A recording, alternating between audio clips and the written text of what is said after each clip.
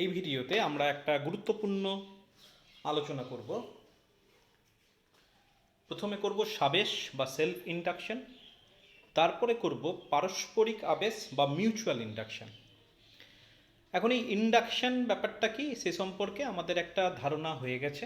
আমরা অলরেডি ফ্যারাডের পরীক্ষাগুলো জেনে গেছি এবং ফ্যারাডের পরীক্ষাগুলো থেকে তিনি কি সিদ্ধান্তে এসেছিলেন সেগুলো সম্বন্ধেও আমরা জেনে গেছি।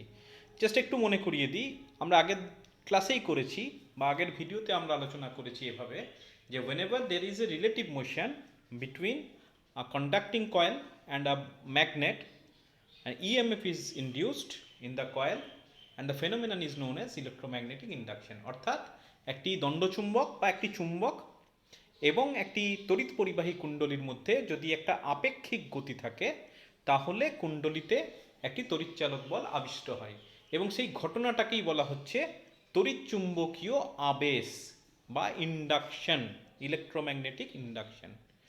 ঠিক কেন হয়, কোন দিকে হয়, সে সম্পর্কে যাবতীয় আলোচনা আমরা আগের ভিডিওতে করে ফেলেছি। তো আজকে দেখো প্রথমেই যে আলোচনাটার জন্য হেডিং দিয়েছি, আমি নাম দিয়েছি সাবেশ, হেডিং দিয়েছি সাবেশ। মানে কি, নাম থেকেই বুঝতে পারছো, স প্লাস আবেশ বা লেখা আছে সেলফ ইন্ডাকশন, অর্থাৎ নিজের মধ্যে যে আবেশ হয় সেটাই হচ্ছে তোমার সাবেশ। এক কথাই বলতে গেলে কিভাবে ঘটনাটা ঘটে, ঘটনাটা দেখো। সাপোজ তোমার কাছে একটা কয়েল আছে, এই সাপোজ এই একটা কয়েল আছে। এবার আমি একটা জিনিস জানি, এই কয়েলটার মধ্য দিয়ে যদি তড়িৎ প্রবাহিত হয় তাহলে এই কয়েলটা একটা দণ্ড চুম্বকের ন্যায় আচরণ করে, অলরেডি আলোচনা হয়েছে। এবং তুমি মনে করে দেখো, যদি এদিক থেকে অবজার্ভ করি, আমার যদি কয়েলের মধ্য দিয়ে কারেন্টটা ক্লকওয়াইজ ডিরেকশনে হয় তাহলে আমি ভেবে নিতে পারি যে এখানে একটা সাউথ পোল তৈরি হবে। একই রকম ভাবে আমি যখন এখান থেকে অবজার্ভ করব তখন আমার মনে হবে কারেন্টের ডিরেকশনটা হচ্ছে অ্যান্টি ক্লকওয়াইজ, তাহলে সেক্ষেত্রে আমি ধরে নেব ওই দিকে একটা নর্থ পোল তৈরি হবে এবং অ্যাজ এ হোল আমি এই গোটা ব্যাপারটাকে একটা ম্যাগনেটের মতো ভেবে নিতে পারি। বেশ, এবার তুমি এটাও জানো যে প্রবাহের মান যত বৃদ্ধি পাবে তত এই ম্যাগনেটটার স্ট্রেংথ বৃদ্ধি পাবে, তাই না? যত আমি প্রবাহ মাত্রার মান বাড়াবো এই ম্যাগনেট যেটা তৈরি হচ্ছে বা বলতে পারো যে ম্যাগনেটিক মোমেন্টটা ইনডিউসড হবে, যেটাকে আমরা আই দিয়ে প্রকাশ করেছিলাম, মনে করে দেখো, ইন্টেন্সিটি অফ ম্যাগনেটাইজেশন, চুম্বকন মাত্রা একক আয়তনে আবিষ্ট চৌম্বক ভ্রামক। এখানে একটা চুম্বক আবিষ্ট হচ্ছে, তার মানে বলতে পারো তোমার একটা চৌম্বক ভ্রামক তৈরি হবে, সেই একক আয়তনে চৌম্বক ভ্রামককে আই বলা হয়েছিল, তাই না? বেশ, এবার তুমি ভাবো যখনই এখানে একটা দণ্ড চুম্বক তৈরি হলো, খুব এক্সপেক্টেড সেই চুম্বকটার এক কিছু চৌম্বক বলরেখা থাকবে। আমি ভাবতে পারি চৌম্বক বলরেখাগুলো এইরকম, নর্থ পোল থেকে শুরু হবে সাউথ পোলে শেষ হবে, নর্থ পোল থেকে শুরু হবে সাউথ পোলে শেষ হবে, কখনোই পরস্পরকে ছেদ করবে না। আঁকার সময় একটু খেয়াল রাখবে যে ছেদ যেন না করে। তো এরকম ভাবে চৌম্বক বলরেখা হবে। তাহলে একটা জিনিস আমি বলতে পারি, যখন একটা কুণ্ডলীর মধ্য দিয়ে তড়িৎ প্রবাহিত হয় এটা সাময়িকভাবে একটা ম্যাগনেটে পরিণত হয় এবং সেই ম্যাগনেটের যে চৌম্বক বলরেখাগুলো থাকবে, আমরা যেটাকে চৌম্বক প্রবাহ বলি, সেই বলরেখাগুলো কি করছে, ওই কুণ্ডলীর মধ্য দিয়েই অতিক্রান্ত হচ্ছে। তার মানে কি, এটার মধ্য দিয়ে যখন অতিক্রান্ত হচ্ছে, ঠিক আছে, কুণ্ডলীটার মধ্য দিয়ে যত তড়িৎ প্রবাহ যাচ্ছে এটা ম্যাগনেটে পরিণত হচ্ছে এবং ম্যাগনেটের যে লাইনস অফ ফোর্স আছে সেটা এই কুণ্ডলীর মধ্য দিয়ে অতিক্রম করছে, তাতে কোনো অসুবিধা নেই। এবার তুমি একটা জিনিস ভাবো যে যদি আমি কারেন্টের মান ক্রমাগত বাড়াই, if we increase the intensity of current continuously, it is very much expected that the strength of the magnet will increase। অর্থাৎ আমি যদি তড়িৎ প্রবাহ মাত্রার মান ক্রমাগত বাড়াই, ম্যাগনেটটার স্ট্রেংথ বাড়তে থাকবে। তুমি বলবে ম্যাগনেটের স্ট্রেংথ বাড়লে কি হবে? ম্যাগনেটের স্ট্রেংথ বাড়লে প্রথম ক্ষেত্রে যদি 10টা বলরেখা নির্গত হয় তাহলে দ্বিতীয় ক্ষেত্রে 15টা বলরেখা বা বেশি সংখ্যক বলরেখা নির্গত হবে। এভাবে যদি আমি ক্রমাগত প্রবাহ মাত্রার মানটাকে বৃদ্ধি করি তাহলে ম্যাগনেট যেটা আমি ভাবছি আবিষ্ট, আবিষ্ট হচ্ছে যে ম্যাগনেটিজমটা, যে ম্যাগনেটটা, তার স্ট্রেংথ তত বাড়বে এবং আমি বলতে পারি সেই ম্যাগনেট থেকে বেশি বেশি করে চৌম্বক বলরেখা বা চৌম্বক প্রবাহ নির্গত হবে এবং সেই বলরেখাগুলো কার মধ্য দিয়ে যাবে? এই কয়েলটার মধ্য দিয়েই যাবে। তাহলে তুমি একটা জিনিস দেখো, এই কয়েলটার মধ্য দিয়ে কারেন্ট যাওয়ার জন্য এই কয়েলটার মধ্য দিয়ে চৌম্বক প্রবাহের ক্রমাগত পরিবর্তন হবে যদি আমি কারেন্টের মান ক্রমাগত বৃদ্ধি করি। ঠিক, তাহলে আমি যেটা পেলাম ছোট্ট করে বলতে পারি যে আই যদি আমি ক্রমাগত বৃদ্ধি করি তাহলে সেক্ষেত্রে যে চুম্বকটা পাচ্ছি সেই চুম্বকের শক্তি বৃদ্ধি পাচ্ছে, তাহলে চৌম্বক প্রবাহ বৃদ্ধি পাচ্ছে, তার মানে হচ্ছে চৌম্বক প্রবাহ পরিবর্তনশীল, আর চৌম্বক প্রবাহ যদি পরিবর্তনশীল আমি জানি সেখানে একটা আবেশ সৃষ্টি হবে। অলরেডি আমরা ফ্যারাডের ইলেকট্রোম্যাগনেটিক ইন্ডাকশন তার পদ্ধতি পরীক্ষা সবকিছু করে ফেলেছি। তাহলে যখন আমি পাচ্ছি যে এটার মধ্য দিয়ে যে কয়েলটা যাচ্ছে সেই কয়েলটার মধ্য দিয়ে যে কারেন্টটা, যার মধ্য দিয়ে কারেন্টটা যাচ্ছে তার মধ্য দিয়ে চৌম্বক প্রবাহের ক্রমাগত পরিবর্তন হবে যদি আমি কারেন্টের মানটা ক্রমাগত পরিবর্তন করি। তাহলে এই কয়েলের মধ্য দিয়ে কারেন্টের জন্য এর মধ্যেই চুম্বক, এর মধ্যেই তোমার তড়িৎচালক বল আবিষ্ট হচ্ছে। এই ঘটনাটাকে বলা হচ্ছে সেলফ ইন্ডাকশন বা সাবেস। ঠিক আছে, অর্থাৎ যদি সময় সাপেক্ষে কোনো কুণ্ডলিতে তড়িৎ প্রবাহ পরিবর্তিত হয় তাহলে ওই কুণ্ডলিতে যে তড়িৎ চুম্বকীয় আবেশ সৃষ্টি হয় তাকে বলা হচ্ছে সাবেস। কেন সাবেস? স্ব আবেশ, মানে এর মধ্যে কারেন্ট যাচ্ছে আবার এর মধ্যেই তোমার ফ্লাক্স চেঞ্জ হচ্ছে, তার জন্য এর মধ্যেই ইএমএফ ইনডিউসড হচ্ছে। ঠিক আছে, সেই জন্য এই ঘটনাটাকে নাম দেওয়া হলো সাবেস। বেশ, এবার আমি যেটা বলছিলাম যে ফাই কার উপর ডিপেন্ড করবে? আই এর উপর ডিপেন্ড করবে। ওই কুণ্ডলীর মধ্য দিয়ে যত তুমি প্রবাহ মাত্রা বাড়াবে তত তোমার চৌম্বক প্রবাহ বৃদ্ধি পাবে। তাহলে এখান থেকে দেখো আমি এখান থেকে করতে পারি, তাহলে phi equal to some constant into I. এইখানে যে কনস্ট্যান্টটা এলো এটাকে বলা হয় সাবেসাঙ্ক, coefficient of self inductance, coefficient of self inductance. ঠিক আছে, সাবেসাঙ্ক বলা হয়। ঠিক, আচ্ছা সাবেসাঙ্ক তাহলে কাকে বলে? দেখো এখান থেকে খুব সহজে আমি সাবেসাঙ্কের সংজ্ঞা আসতে পারি। আমাকে যদি এল এর ডেফিনিশন চাই আমি খুব সহজে একটু অ্যানালিসিস করে নিই যে আমি এখান থেকে পাচ্ছি যদি I1 হয় তাহলে ফাই ইকুয়াল টু এল। তাহলে ফ্লাক্স কার সঙ্গে সমান? আবিষ্ট চৌম্বক প্রবাহের সঙ্গে সমান। কখন? যখন প্রবাহ মাত্রার মান একক। তাহলে সাবেসাঙ্ক কাকে বলবো? তুমি বলতে পারো যে সাবেসাঙ্ক হচ্ছে যে কোনো কুণ্ডলীর মধ্য দিয়ে যদি একক মানের তড়িৎ প্রবাহিত হয় তাহলে ওই কুণ্ডলীতে জড়িত চৌম্বক প্রবাহকে সেলফ ইন্ডাকটেন্স বলে। আবার বলছি, কোন কুণ্ডলীতে একক মানের প্রবাহ প্রবাহিত হলে ওই কুণ্ডলীতে যে মানের চৌম্বক প্রবাহ আবিষ্ট হয় তাকেই বলা হচ্ছে ওই কুণ্ডলীর সেলফ ইন্ডাকটেন্স বা coefficient of self induction. Actually এটা আইদার সেলফ ইন্ডাকটেন্স অথবা কোএফিশিয়েন্ট অফ সেলফ ইন্ডাকশন। তাহলে what is self induction? It is the EMF induced in a coil due to unit current through the coil, বা whenever a unit current flows through a coil the EMF induced in that coil is known as self inductance অথবা coefficient of self induction। তুমি মনে রাখবে self induction কিন্তু এই কুণ্ডলীর গঠনের উপর নির্ভর করে, মানে পাক সংখ্যা কত বেশি হবে, কুণ্ডলীটাকে তুমি কত বড় করে তৈরি করেছো, এই সমস্ত ব্যাপারগুলোর উপর সেলফ ইন্ডাকটেন্স নির্ভর করে। রাইট, আরেকটু অ্যানালিসিস করি। দেখো আমি ফাই পেয়েছি, আগের দিনের আমার আলোচনা থেকে পেয়ে যায় E ইকুয়াল টু হচ্ছে minus D phi by DT. তাহলে কতটা ইএমএফ তৈরি হবে সেটাও আমি পেয়ে যাচ্ছি। তাহলে সেক্ষেত্রে কত পাচ্ছি দেখো, এটা হয়ে যাচ্ছে ডি ডিটি, ফাই এর মান হয়ে যাচ্ছে এল ইনটু আই। তাহলে এটা পড়ে থাকছে L D I by DT, simple ডেরিভেটিভের formula, plus I D L by DT. এবার এলটা কিন্তু কোনো একটা কুণ্ডলীর জন্য নির্দিষ্ট, মানে এল হচ্ছে একটা কনস্ট্যান্ট। তাহলে কনস্ট্যান্ট যদি হয় তাহলে এই টার্মটা জিরো হয়ে যাবে, ডিএল বাই ডিটি তোমরা জানো যে কনস্ট্যান্ট টার্মের ডেরিভেটিভ জিরো। তাহলে ফাইনালি আমি পাচ্ছি E equal to minus L DI by DT. This is the EMF induced in the coil. আচ্ছা এখান থেকেও কিন্তু আমি এল এর ডেফিনিশন পেতে পারি। তুমি দেখো যে যদি আমি ডিআই বাই ডিটি এটাকে যদি আমি একক করে দিই তাহলে L ইকুয়াল টু পড়ে থাকছে ম্যাগনিটিউড অফ E। মানে এখান থেকে আমার মাইনাস সাইনটা কি রিপ্রেজেন্ট করছে? মাইনাস সাইনটা রিপ্রেজেন্ট করছে যে ইএমএফটা তৈরি হয় সেটা নিজের সৃষ্টির কারণকে বাধা দেবে। সোজা কথায় এটা লেঞ্জের সূত্রের জন্য আসছে। বা আরো বেশি করে ভালো করে বলতে গেলে, তোমার এখানে তো একটা ব্যাটারি, এইভাবে ভাবো যে এখানে এইভাবে ব্যাটারি ছিল, এটা পজিটিভ প্রান্ত, এটা নেগেটিভ প্রান্ত, তবেই না এইদিকে কারেন্ট যাচ্ছে।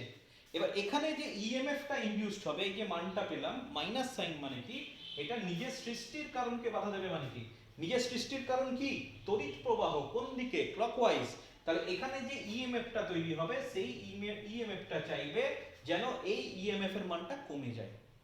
তাহলে এই ইএমএফ এর মানটা যদি কমে যায় তাহলে কি ঘটনা ঘটবে? তাহলে সেক্ষেত্রে এটার মধ্য দিয়ে প্রবাহ মাত্রা কমতে থাকবে। আর যদি প্রবাহ মাত্রা কমতে থাকে তাহলে কি হবে? তাহলে সেক্ষেত্রে সাবেসের পরিমাণ কমে যাবে। তার মানে অ্যাকচুয়ালি গোটা ব্যাপারটা যেটা ঘটবে, তুমি বলতে পারো যে ইএমএফটা তড়িৎ প্রবাহ সৃষ্টি করছে, সেই ইএমএফ এর বিপরীত অভিমুখে একটি তড়িৎচালক বল আবিষ্ট হবে। এটাকে অনেক সময় ব্যাক ইএমএফ বা পশ্চাৎবর্তী তড়িৎচালক বল বলা হয়। তার মানে সোজা কথায় তুমি বুঝতে পারছো, একটা কুণ্ডলীর মধ্য দিয়ে যদি ডিসি কারেন্ট পাঠাবার চেষ্টা করো, তাহলে সেক্ষেত্রে তোমার কিন্তু একটা বাধাজনিত তড়িৎচালক বল সৃষ্টি হবে, যেটা তোমার হিটিং এফেক্ট বাড়িয়ে দেবে। বা বলতে পারো তোমার লস বেশি হবে। তুমি কারেন্ট পাঠাতে চাইছো 50 অ্যাম্পিয়ার, কিন্তু উল্টো দিকে একটা 10 অ্যাম্পিয়ারের তড়িৎচালক, 10 অ্যাম্পিয়ারের জন্য যেটা তড়িৎচালক বল সেটা সৃষ্টি হয়ে যাচ্ছে। তাহলে তুমি 50 দিলেও তুমি এফেক্টিভ কত পাবে? 40-এর। তাই না? সেই জন্য একটা কুণ্ডলী ব্যবহার করার আগে আমাদের একটু ভাবনা চিন্তা করতে হবে। কি করতে হবে আমি পরে আসছি। আপাতত দেখো এখান থেকে আমি কি পাচ্ছি, যে সেলফ ইন্ডাকট্যান্স ইকুয়াল টু হচ্ছে ইনডিউসড ইএমএফ, অর্থাৎ সাবেশাঙ্ক আবিষ্ট তড়িৎচালক বলের সঙ্গে সমান। কখন? যখন DI by DT equal to 1। DI by ডিটিটা কি? Rate of change of current, তড়িৎ প্রবাহের পরিবর্তনের হার। অর্থাৎ তুমি এভাবে ভাবতে পারো বা এভাবে বলতে পারো যে কোনো একটি কুণ্ডলীতে তড়িৎ প্রবাহ পরিবর্তনের হার একক হলে, if the rate of change of current through a coil is unity, then the EMF induced in that coil is known as self inductance অথবা coefficient of self induction। অর্থাৎ কোনো কুণ্ডলীর মধ্য দিয়ে তড়িৎ প্রবাহের পরিবর্তনের হার যদি একক হয়, তাহলে ওই কুণ্ডলীতে আবিষ্ট তড়িৎচালক বলকে আমরা সাবেশাঙ্ক বলতে পারি। তাহলে সাবেশাঙ্কের আমি দুভাবে ডেফিনিশন দিতে পারি, তুমি পরীক্ষায় যে কোনো একটা টাইপ লিখবে, দুটোর লেখার দরকার নেই। নেক্সট হলো একক। তো সেলফ ইন্ডাকট্যান্স এর একক হচ্ছে হেনরি, শর্টে আমরা লিখব এইচ। এইচ দিয়ে প্রকাশ করা হয় সেলফ ইন্ডাকট্যান্স। ঠিক আছে, বেশ। এবার যদি তোমাকে প্রশ্ন দেয় যে কোন কুণ্ডলীর সাবেশাঙ্ক 1 হেনরি বলতে কি বোঝো, এই টাইপের প্রশ্ন থাকে। কোন কুণ্ডলীর সাবেশাঙ্ক 1 Henry, what do you mean by the statement that the self inductance of a coil is 1 Henry? তখন তোমাকে দুটোর মধ্যে যে কোনো একটা উপায়, এখানে L equal to 1 কখন হবে? যখন I equal to 1 করলে যদি phi equal to 1 হয়, তাহলে সেক্ষেত্রে L equal to 1 হবে। তাহলে আমি কিভাবে বলবো? তোমাকে এভাবে বলতে হবে যে যদি কোনো কুণ্ডলীতে 1 অ্যাম্পিয়ার কারেন্ট গেলে, মানে আইটাকে তুমি 1 করে দিলে, 1 অ্যাম্পিয়ার কারেন্ট গেলে, অ্যাম্পিয়ার বলছি এসআই পদ্ধতি, এখানে চৌম্বক প্রবাহের একক কি? ওয়েবার। 1 ওয়েবার চৌম্বক প্রবাহ হবে। তাহলে তুমি দেখো এটাও 1 এটাও 1, তাহলে L কত আসবে? 1 আসবে। তাহলে L এর মান 1 তখনই হবে, তাহলে L ইকুয়াল টু 1 হেনরি তখনই সম্ভব যদি I ইকুয়াল টু 1 অ্যাম্পিয়ারের জন্য phi ইকুয়াল টু 1 ওয়েবার হয়। অর্থাৎ কোন কুণ্ডলীতে 1 অ্যাম্পিয়ার তড়িৎ প্রবাহিত হলে যদি ওই কুণ্ডলীতে আবিষ্ট চৌম্বক প্রবাহ 1 ওয়েবার হয়, তাহলে ওই কুণ্ডলীর সাবেশাঙ্ককে 1 হেনরি বলে। অথবা তুমি এইভাবে বলতে পারো, এটা দিয়েও বলতে পারো যে ডিআই বাই ডিটি, তার মানে এটা হচ্ছে অ্যাম্পিয়ার পার সেকেন্ড। কোন কুণ্ডলীর মধ্য দিয়ে তড়িৎ প্রবাহ পরিবর্তনের হার যদি 1 অ্যাম্পিয়ার পার সেকেন্ড হয়, 1 অ্যাম্পিয়ার পার সেকেন্ড হয়, তার জন্য যদি ওই কুণ্ডলীতে আবিষ্ট তড়িৎচালক বল 1 ভোল্ট হয়, তাহলে ওই কুণ্ডলীর সাবেশাঙ্ককে আমরা 1 হেনরি বলবো। তাহলে L এর মান 1 হেনরি হবে যদি এই দুটো শর্ত মেনে চলে। L এর মান 1 হেনরি হবে if these two conditions are satisfied। ঠিক আছে, তাহলে এই গেল তোমার সাবেশ বা সাবেশাঙ্ক সংক্রান্ত আলোচনা।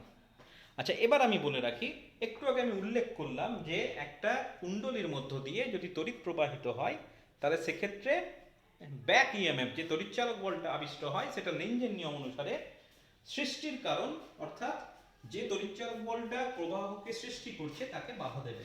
অর্থাৎ একটা ব্যাক ইএমএফ বা পশ্চাৎবর্তী তড়িৎচালক বল সৃষ্টি হবে। সেই কারণে কি হবে, সেই কারণে আমার লস অফ এনার্জি হবে, হিটিং এফেক্ট বেশি হবে। ঠিক আছে, তাহলে আমি একটা কুণ্ডলীকে কখনোই বর্তনীতে সহজে ব্যবহার করতে পারবো না। তার কারণ আমার যদি লস হয় তাহলে আমি কেন একটা কয়েলকে আমি একটা সার্কিটে ব্যবহার করতে চাইবো। কিন্তু তার উপায় আছে, যে একটা কুণ্ডলীর আবার একটা সুবিধা আছে, তো সেই জন্য কুণ্ডলীটাকে আমাকে ব্যবহার করতে হবে। সেটার একটা উপায় আছে, কিভাবে ব্যবহার করব দেখো। দেখো মনে করো এটা একটা কুণ্ডলী, এই একটা কুণ্ডলী, রাইট, এই একটা কুণ্ডলী। আমি যদি কুণ্ডলীটাকে এভাবে সাজাই, মনে করো এই তারটা যেটা দিয়ে শেষ হলো সেটাকে ঠিক উল্টো দিকে একই রকম ভাবে আমি এইভাবে টার্ন দিই। মনে করো এটা এইদিকে কারেন্ট যাচ্ছিল, ভালো করে খেয়াল করো, এটা এইদিকে কারেন্ট যাচ্ছে, তাহলে এটা এইদিকে কারেন্ট যাচ্ছে, এইদিকে যাচ্ছে, এটা এইদিকে, এইদিকে, ডিরেকশন গুলো ভালো করে খেয়াল করো, এইদিকে হলো, তাহলে এইভাবে যাচ্ছে। এবার দেখো প্রতিটা ক্লকওয়াইজের জন্য একটা করে অ্যান্টি ক্লকওয়াইজ পার্ট পাচ্ছ। যদি তারটাকে আমি এভাবে পেঁচাই তাহলে দেখো প্রতিটা ক্লকওয়াইজের জন্য বিপরীতমুখী প্রবাহ পাচ্ছ। তাহলে তুমি এভাবে ভাবতে পারো যে প্রতিটা ক্লকওয়াইজ যে পরিমাণ ব্যাক ইএমএফ তৈরি করবে, প্রতিটা অ্যান্টি ক্লকওয়াইজ সমপরিমাণ ব্যাক ইএমএফ তৈরি করবে। তাহলে যে পরিমাণ বাধা দিচ্ছিল সেই বাধাটা পাশের তারটা কাটিয়ে দিচ্ছে। তাহলে তুমি ভাবো যে 50 অ্যাম্পিয়ার প্রবাহ পাঠাতে চাইছিলে, তোমাকে বাধা দিল কে, সাপোজ 20 অ্যাম্পিয়ার বাধাজনিত বাধার জন্য সৃষ্টি হলো। তা তোমার কমে যাওয়ার কথা ছিল 30 অ্যাম্পিয়ার পাওয়ার কথা ছিল, কিন্তু উল্টো দিকে যেটা কারেন্ট পেলাম সেটা আবার কি করলো, আমাকে উল্টো দিকে 20 অ্যাম্পিয়ার দিয়ে দিল। তাহলে এটাকে প্লাস বলবো, এটাকে মাইনাস বলবো। এবার দুটোর কন্ট্রিবিউশন তুমি একসঙ্গে ভাবো, দুটোর কন্ট্রিবিউশন যদি একসঙ্গে ভাবি +20 -20 কেটে যাবে, তাহলে ফাইনাল রেজাল্ট আমি কি পাবো, 50 অ্যাম্পিয়ার পেয়ে যাবো। তাহলে একটা কুণ্ডলীকে সবসময় এইভাবে আমরা সার্কিটে ব্যবহার করে থাকি। এইভাবে করলে আমার লস অফ এনার্জিটা অনেকটা কমে যাবে। এবং এই ধরনের কুণ্ডলীকে বলা হয় আবেশহীন কুণ্ডলী, ইন্ডাকশনলেস কয়েল, আবেশহীন। ঠিক আছে, ইন্ডাকশন লেস কয়েল। আরেকটা জিনিস এখানে আলোচনা করি, চোখ টিউবলাইটের সার্কিটে ব্যবহার করা হয়। আমরা ওদের খ উচ্চারণ করি, অ্যাকচুয়ালি খটা কিন্তু ঠিক নয়, চোখ নয়, চোখ মিন্স আই। টিউবে যেটা আমরা ব্যবহার করি অ্যাকচুয়ালি দ্যাট ইজ কল্ড চোখ, সি এইচ ও কে ই। চোখটা কি, চোখ অ্যাকচুয়ালি হচ্ছে উচ্চ সাবেশাঙ্ক, উচ্চ সাবেশাঙ্ক দুটো বৈশিষ্ট্য থাকতে হবে, কিন্তু নিম্ন রোধ, উচ্চ সাবেশাঙ্ক এবং নিম্ন রোধ। যদি এই দুটো বৈশিষ্ট্য থাকে তাহলে সেক্ষেত্রে আমি সেটাকে চোখ বলতে পারি। ঠিক আছে, উচ্চ সাবেশাঙ্ক এবং অথচ নিম্ন রোধের কুণ্ডলীকে আমরা চোখ বলবো। কোথায় ব্যবহার করা হয়, ওই টিউবের বর্তনীতে, সোজা কথাই বলবে টিউব বর্তনীতে চোখ ব্যবহার করা হয়। সিম্পল কোশ্চেন আছে, চোখ কি, চোখ কোথায় ব্যবহৃত হয়, তাই তুমি বলবে উচ্চ সাবেশাঙ্ক বিশিষ্ট অথচ নিম্ন রোধ সম্পন্ন কুণ্ডলীকে চোখ বলে, এটি টিউব বর্তনীতে ব্যবহার করা হয়। বুঝেছে? আরেকটা জিনিস করলেই আমার সাবেশ সংক্রান্ত আলোচনা শেষ হবে। সাবেশকে সঞ্চিত শক্তি, energy stored in a inductor. সাবেশকে বা আবেশকে সঞ্চিত শক্তি, আবেশকে সঞ্চিত শক্তি। আচ্ছা, কিভাবে করব? তুমি একটা জিনিস বুঝতে পারলে যে একটা কয়েলের মধ্য দিয়ে যদি কারেন্ট হয় তাহলে সেখানে due to induction, due to electromagnetic induction একটা ব্যাক ইএমএফ তৈরি হয়, তাই না? তাহলে আমি যে প্রবাহটাকে পাঠাতে চাইছি সেই প্রবাহটা বাধা পাচ্ছে। তার মানে যখনই বাধা দেবে আমাকে তড়িৎ প্রবাহ পাঠাতে, তখন তুমি যদি কারেন্ট পাঠাতে চাও তাহলে তোমাকে একটা এক্সট্রা ওয়ার্ক ডান করতে হবে, তাই না? তাহলে সেই যে এক্সট্রা ওয়ার্ক ডান করছো সেই ওয়ার্ক ডানটা সবসময় আবেশকে শক্তি হিসাবে সঞ্চিত হয়।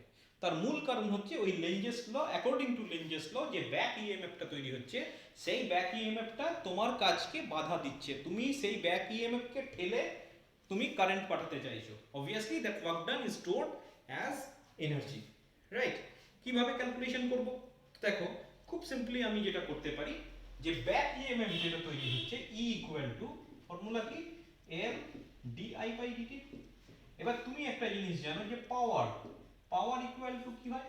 পাওয়ার ইকুয়াল টু হচ্ছে পোটেনশিয়াল ইনটু কারেন্ট। করেছিল না ক্লাস 10 এ, যে ভোল্টেজকে যদি আমি কারেন্ট দিয়ে গুণ করি তাহলে সেক্ষেত্রে আমি কি পাই? পাওয়ার পাই। তাহলে ক্ষমতা, আচ্ছা আমি এখানে একটু মডিউলাস দিয়ে নিচ্ছি, অযথা আমি মাইনাস সাইনটাকে ক্যারি করতে চাইছি না।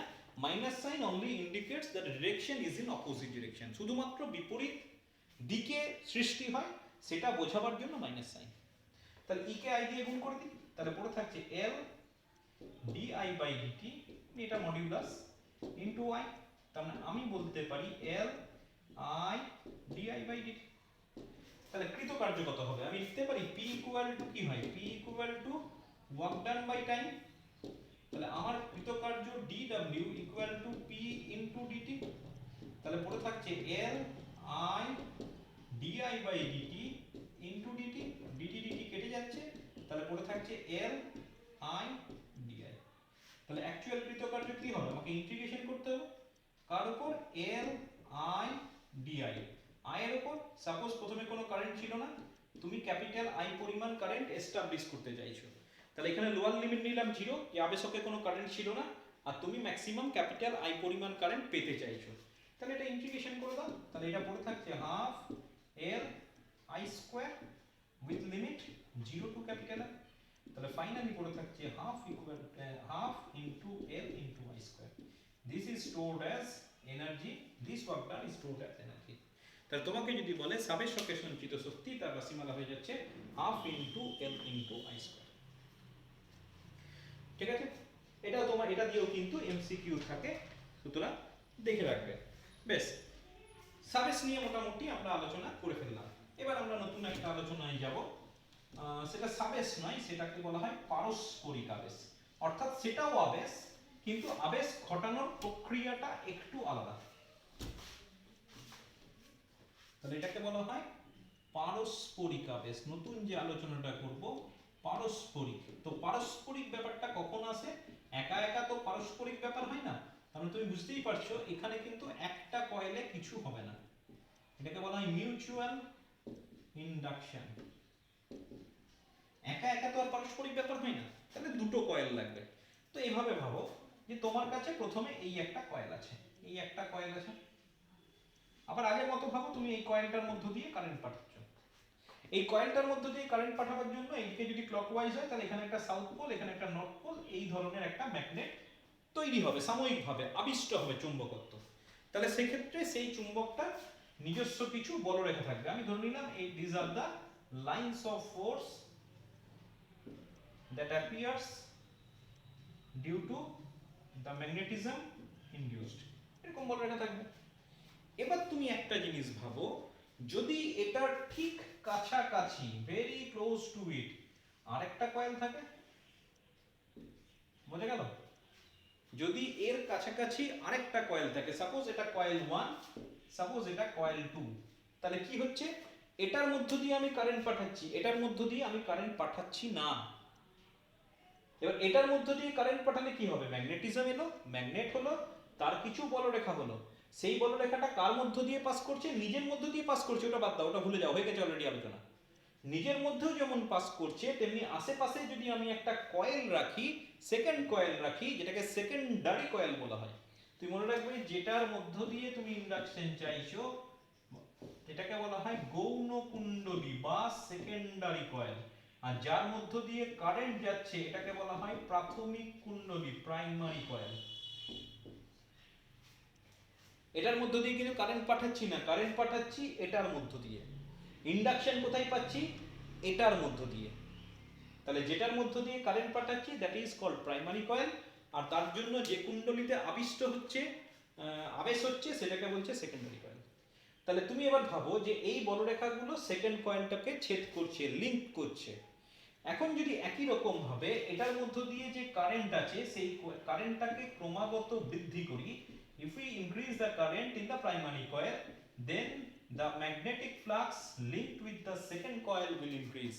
আমি ফার্স্ট কয়েল সেকেন্ড কয়েল বোঝাবার জন্য এই জিনিসটা ব্যবহার করছি। I1 is the current in the first coil, phi2 is the flux linked with the second coil, right? তার মানে যত আমি কারেন্ট বৃদ্ধি করব দ্বিতীয় কয়েলে আমার ফ্লাক্স বৃদ্ধি হবে, আর ফ্লাক্স যখনই বৃদ্ধি হবে অ্যাকর্ডিং টু ফ্যারাডে ল সেকেন্ডেরটা আমার একটা ইএমএফ ইনডিউসড হবে। সোজা কথায় দ্বিতীয় কুণ্ডলীতে একটি আবেশ সৃষ্টি হবে। এইভাবে একটা কুণ্ডলীতে কারেন্ট পাঠিয়ে পাশের কুণ্ডলীতে আবেশ সৃষ্টি করার ঘটনাকে বলা হচ্ছে মিউচুয়াল ইন্ডাকশন।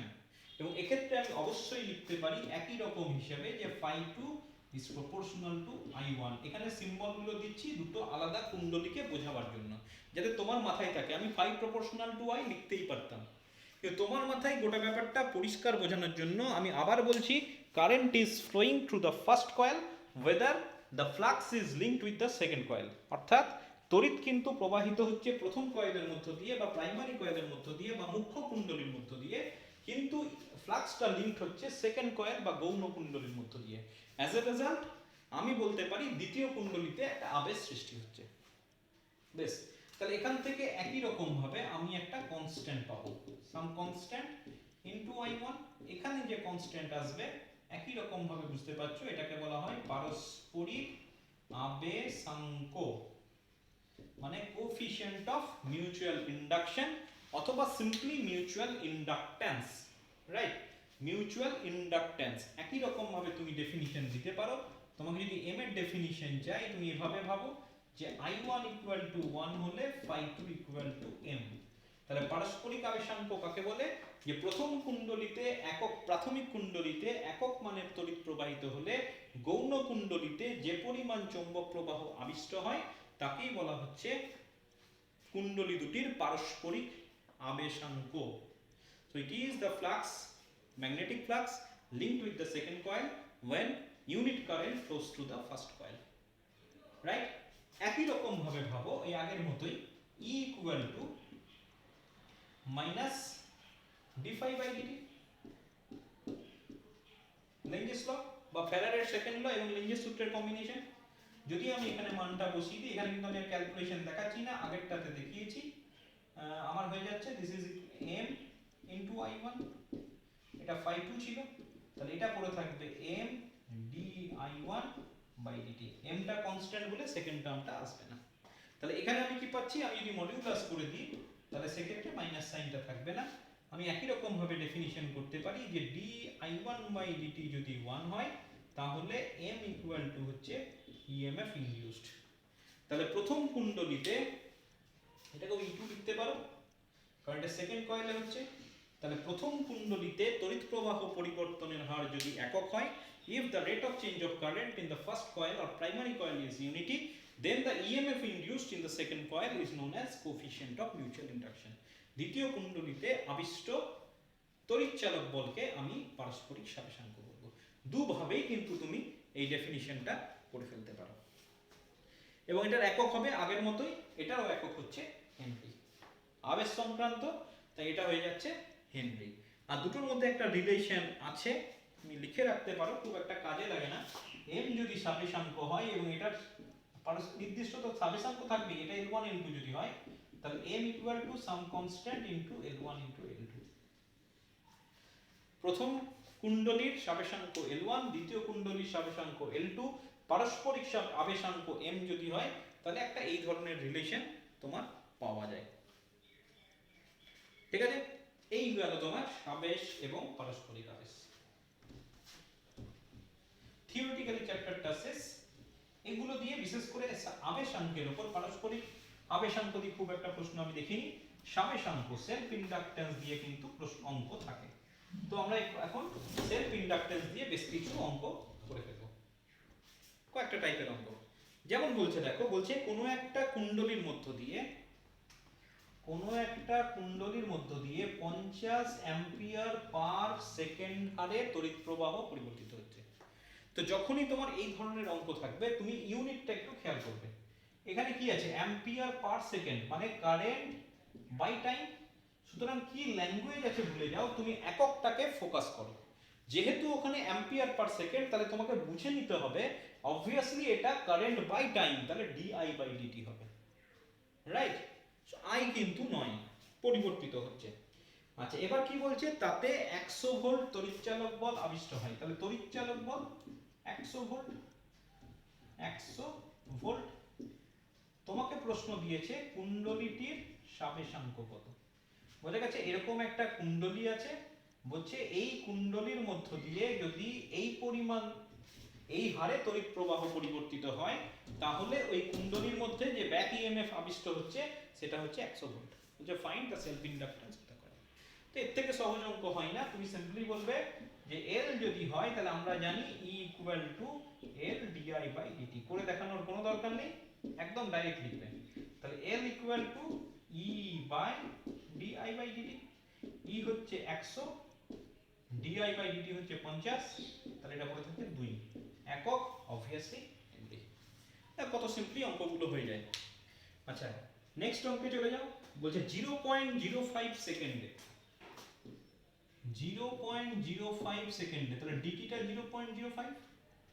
কি বলেছে, কোন একটা কুণ্ডলীতে প্রবাহ 2 অ্যাম্পিয়ার থেকে, প্রথমে বলছে 2 অ্যাম্পিয়ার, সেখান থেকে হয়ে যাচ্ছে -2 অ্যাম্পিয়ার। তাহলে ডিআই কত হবে, প্রবাহের পরিবর্তন, অন্তিম মান মাইনাস প্রাথমিক মান, তাহলে -2 তাহলে -4 অ্যাম্পিয়ার। তাহলে ডিআই বাই ডিটি কত হবে, তাহলে ডিআই বাই ডিটি হয়ে যাবে -4 ডিভাইডেড বাই 0.05, তাহলে এটা হয়ে যাচ্ছে 400 ডিভাইডেড বাই 5, তাহলে -80।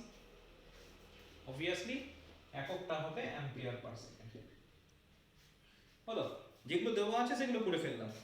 প্রশ্ন চেয়েছে যে 8 ভোল্ট তড়িৎচালক বল যদি আবিষ্ট হয়, ই বলে দিয়েছে 8 ভোল্ট, তুমি এল নির্ণয় করো, ফাইন্ড এল।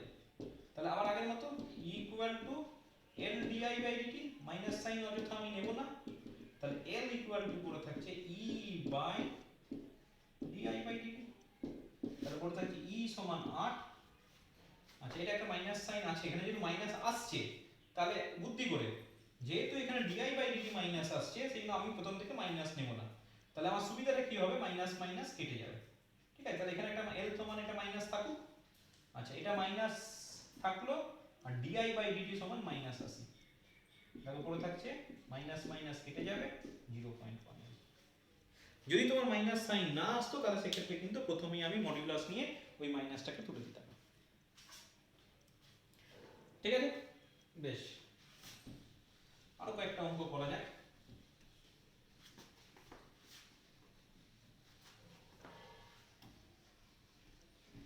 দেখো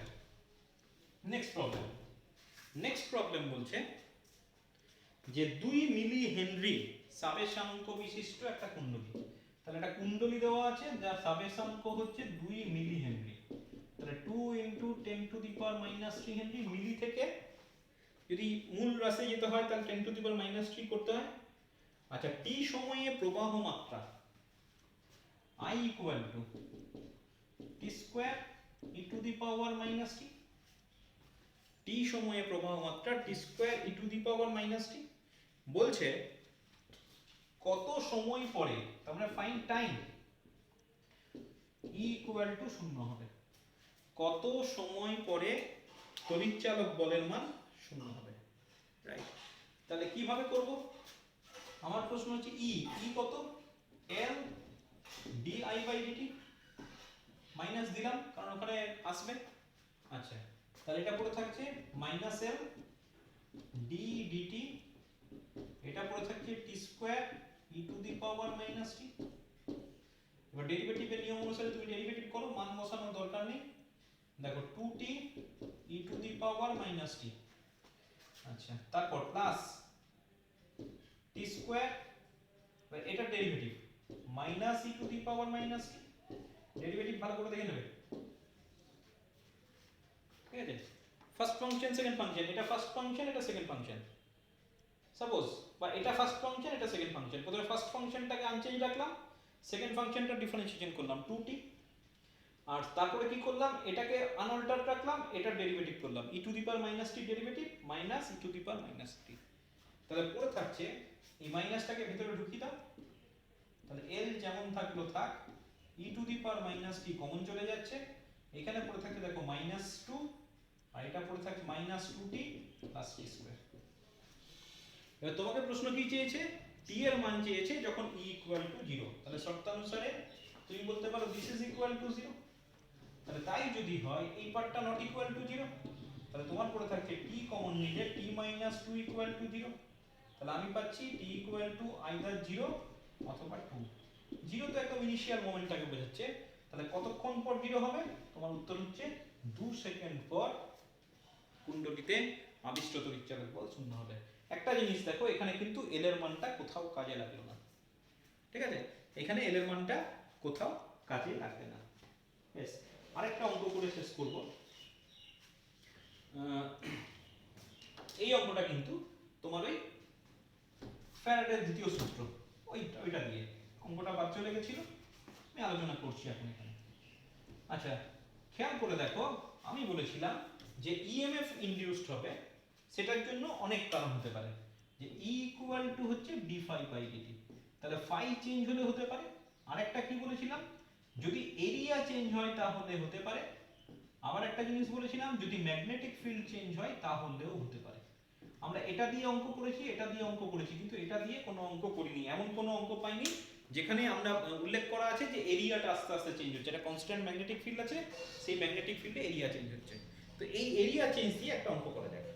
বলছে তোমার কাছে একটা পরিবাহী তারের একটা গোলাকার কুণ্ডলী আছে, ঠিক আছে, এবং সেই কুণ্ডলীটাকে 0.05 টেসলা এইরকম একটা চৌম্বক ক্ষেত্রে রেখে দেওয়া আছে। তুমি এইভাবে ভাবতে পারো যে তোমার এখানে একটা নির্দিষ্ট চৌম্বক ক্ষেত্র আছে, সেই বি এর মান দিয়ে দিয়েছে, এখানে গোলাকার কুণ্ডলীটাকে লম্বভাবে রাখা আছে, রাইট। এবার বলছে একটি কুণ্ডলীর ব্যাসার্ধ 2 মিলিমিটার পার সেকেন্ড হারে হ্রাস পাচ্ছে। ভালো করে শোনো, 2 মিলিমিটার পার সেকেন্ড হারে হ্রাস পাচ্ছে। এককটা খেয়াল করো, মিলিমিটার পার সেকেন্ড, তার মানে এটা ব্যাসার্ধটা কি হারে পরিবর্তন হচ্ছে সেটা দেওয়া আছে। একক থেকে বুঝছি কিন্তু, মিলিমিটার পার সেকেন্ড তার মানে ব্যাসার্ধটা কি হারে পরিবর্তিত হচ্ছে সেটা চেয়েছে। তাহলে এটা হয়ে গেল 0.2 সেন্টিমিটারের পর তো যাবে না, মিটারেই করতে হবে। তাহলে এটা হয়ে গেল 2 × 10⁻³ মিটার পার সেকেন্ড। কাজে লাগবে এটা বলে, এরিয়াটা চেঞ্জ হচ্ছে না। বেশ, তাহলে এবার তুমি একটা জিনিস দেখো, তোমার দরকার কি dA/dt, গোলাকার বলেছে, তাহলে a = πr², মানে বৃত্তাকার বলেছে অ্যাকচুয়ালি, গোলকাকার তো কুণ্ডলী ভাবে দেবে না, 3 ডাইমেনশনাল নয়। তাহলে a = πr², আমার দরকার dA/dt, তাহলে dA/dt যদি করি তাহলে পাইটা তো কনস্ট্যান্ট, r² এর ডেরিভেটিভ, তাহলে 2r dr/dt হয়ে গেল। dr/dt টা কাজে লাগবে। প্রশ্ন দিয়েছে যে কুণ্ডলীর ব্যাসার্ধ যখন 3 সেন্টিমিটার তখন ইএমএফ কত ইনডিউস করে। তো ইএমএফ প্রথমেই লিখবে E = d∅/dt। এবার ওই ক্যালকুলেশনটা দেখানোর দরকার নেই, তুমি সরাসরি বলবে this is equal to b dA/dt। এবার b এর মান বসাও, b = 0.05, আচ্ছা dA/dt 2πr dr/dt, ঠিক আছে, এখান থেকে পাচ্ছি। তাহলে আমার পড়ে থাকছে 0.05 × 2π, আর এর মান বলেছে 3 সেন্টিমিটার, মিটারে কনভার্ট করো 0.03, আর dr/dt হচ্ছে 2 × 10⁻³ দেখো সব এসআই পদ্ধতিতে করে দিয়েছি। এখান থেকে তুমি যদি ক্যালকুলেশন করো, এখান থেকে তোমার ইএমএফ এর মান আসবে 18.85 × 10⁻⁶ ভোল্ট, ঠিক আছে। ভালো করে অঙ্কটা দেখে রাখবে, কারণ এখানে খুব অল্পই নতুন জিনিস আছে, যে এরিয়াটা চেঞ্জ হচ্ছে, সেই এরিয়ার চেঞ্জটাকে আমরা কিভাবে নির্ণয় করছি সেটাই তোমার কাছে নতুন, আদারওয়াইজ গোটা ব্যাপারটা এই ধরনের অঙ্ক করে দেওয়া আছে, ঠিক আছে।